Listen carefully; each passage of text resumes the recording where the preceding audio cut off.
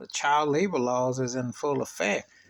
Places across the country got kids working in different places because they couldn't hire people, or they don't want to hire people because they rather hire underage and pay them. If they're working in certain fast foods, they'll pay them in nuggets or stuff. Or if they're working certain other jobs, they pay them in toys. Take your pick.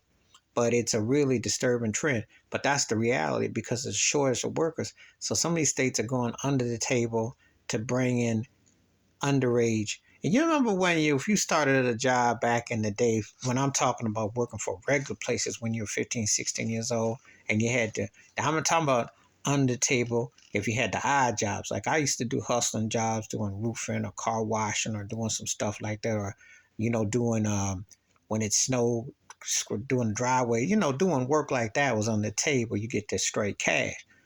But when you work for a company, they had rules and regulations about how much they could work, how they could. You got more hours in the summer or holidays and stuff like that.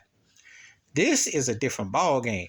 You seen some kids working in cashing money, taking orders, doing stuff like grown folks, except they getting hustled. But that's the reality of what's happening, you know.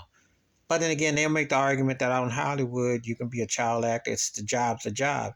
And in some ways, there's truth to that if you go by the Hollywood system. If you go by being a professional tennis player, you start off real young there. So there's certain things that do apply to that if you're an entertainer, actor, those things. So you could use it. The problem is when you're in a restaurant, if there are places that serve alcohol or something, you have a kid who's underage and someone is unruly and disrespectful. What do you do about that? But this is what the tree they're harping up to, and it's going to come to a head one way or the other. But what rules does America really have? Please like, subscribe, welcome thoughts and comments, and I do respond. Thank you. Wash your hands, keep your mind clear, watch out for